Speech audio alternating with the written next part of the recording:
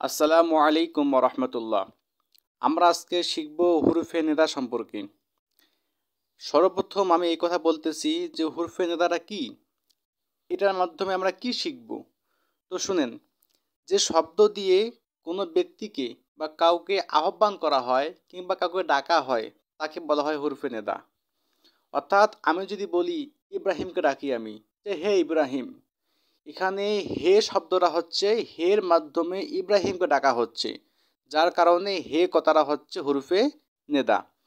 এখন যেই শব্দ দ্বারা কাউকে ডাকা হয় সেটা হচ্ছে হুরুফে নেদা, কিন্তু যাকে ডাকা হয় ওই ব্যক্তিটাকে বলা হয় মুনাদা। ওই ব্যক্তিটা কি বলা হয়? মুনাদা। এটা আপনারা লিখে রাখবেন।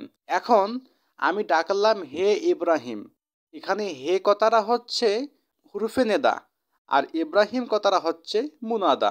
এখন ডাকার পরে যেই কথাটা বলা হয় বাকি কথাগুলোকে বলা হয় জওয়াবে নেদা। অর্থাৎ আমি বললাম যে হে ইব্রাহিম, এদিকে আসো, এখানে হে কথাটা হচ্ছে হুরুফে নেদা, ইব্রাহিম কথাটা হচ্ছে মুনাদা, আর এদিকে এসো যে অতিরিক্ত কথাটা যা আছে এই কথাটাকে বলা হয় জওয়াবে নেদা। আপনারা এই কথাগুলা সুন্দর করে আপনাদের খাতার মধ্যে লিখে রাখবেন।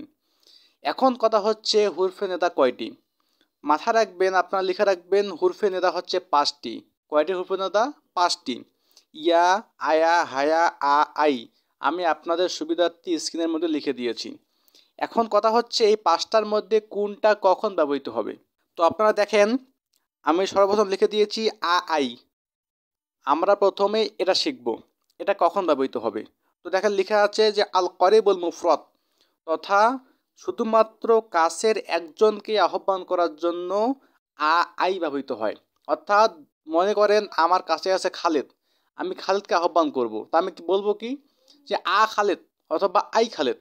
মানে খালেদ যেহেতু আমার পাশেই আছে, আমার কাছেই আছে, এই কাছে থাকার কারণে আমি বলবো যে খালেদ কিংবা আই খালেদ। এখন যদি সেখানে খালেদ, ইব্রাহিম, মুসা একসঙ্গে থাকে, তাহলে কিন্তু এই বা আয় দিয়ে তাদেরকে ডাকা যাবে না, কারণ এবং আই শুধুমাত্র মুফরদ তথা একজন ব্যক্তিকে ডাকার জন্য ব্যবহৃত হবে, এবং সেই ব্যক্তি যখন কাছে থাকবে তখন এটা দ্বারা আহ্বান করা হবে। এখন দেখেন লেখা আছে আয়া হায়া। আয়া হায়া এই কথাটা হচ্ছে আল বায়দুল মুফরদ, তথা একজন ব্যক্তি যদি দূরে থাকে, ওই দূরের ব্যক্তিটাকে আহ্বান করার জন্য আয়া হায়া ব্যবহৃত হয়। মনে করেন আমার কাছ থেকে খালেদ অনেক দূরে আছে, আমার কাছ থেকে খালেদ অনেক দূরে আছে, এই দূরের খালেদকে আহ্বান করার জন্য আমি বলবো কি, যে আয়া খালেদ কিংবা হায়া খালেদ, অর্থাৎ এই খালেদ, অর্থাৎ সে দূরে আছে, দূরের ব্যক্তিকে আহ্বান করার জন্য বললাম কি আয়া খালেদ কিংবা হায়া খালেদ। এই জন্য দূরের একজন ব্যক্তিকে আহ্বান করার জন্য আমরা আয়া কিংবা হায়া ব্যবহৃত করব। এখন আছে ইয়া। ইয়াটা হচ্ছে এমন একটি শব্দ, এমন একটি হরফ, এটা এই ইয়াটা কাছের, দূরের, একজন, দ্বিবচন, বহুবচন, যত কিছু আছে না কেন, যত কেউ থাক না কেন, কাছের হোক আর দূরের হোক, সকল ক্ষেত্রে ইয়া ব্যবহৃত হবে। এটা আপনারা মাথায় রাখবেন। এখন আসেন আমরা শিখে নেব যে ইয়াটা কিভাবে ব্যবহৃত হয়। ইয়া শব্দটা যদি মারেফা শব্দের আগে বসে, মারেফা তথা নির্দিষ্ট, আমি এই বিষয়ে আপনাদেরকে ক্লাস দিয়ে দিব। যদি কোনো শব্দের শুরুতে আলিফ লাম থাকে সেটা মারেফা, যদি কোনো শব্দের শুরুতে ইসমে মাউসুল থাকে সেটা মারেফা, যদি কোনো শব্দের শুরুতে ইসমে ইশারা থাকে সেটা মারেফা। এরকম করে মারেফা শব্দের শুরুতে যদি ইয়া আসে বা হরফে নেদা আসে তখন সেটা কি হবে। তো দেখেন আমি স্ক্রিনের মধ্যে দিয়ে দিয়েছি, একখানে লেখা আছে নবী, একখানে আছে ইয়া। এখন ইয়ান নবী, এটা কি কখনো সম্ভব? ইয়া নবী হইতো, কারণ যদি ইয়ান নবী মানে ইয়া আছে আবার আলিফলাম আছে, এটা মিলতে পারে না, কারণ নবীর আগে আলিফলাম আসার কারণে নবী মারেফা হয়েছে। এখন যদি নবী নাকেরা হইতো, অর্থাৎ নবী শব্দ শুরুতে যদি আলিফলাম না থাকতো, তার আগে যদি ইয়া থাকতো, তারপরে সম্পূর্ণটা মারেফা হয়ে যাইতো, তাহলে মারেফা প্লাস মারেফা এটা তো হতে পারে না।